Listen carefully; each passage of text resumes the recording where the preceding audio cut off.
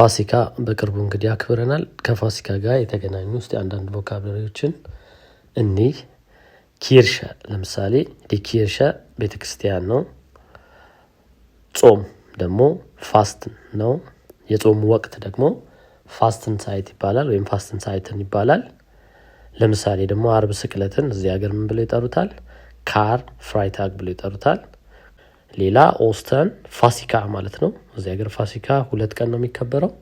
ስለዚህ የፋሲካው እሁድ ኦስተር ዞንታግ ይባላል።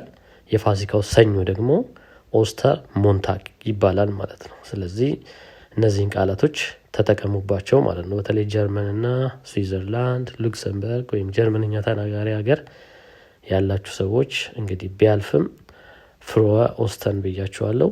ጆይፉል ኢስተር ማለት ነው ወይም መልካም ፋሲካ እንደማለት ነው። ይበቃናል ለዛሬ።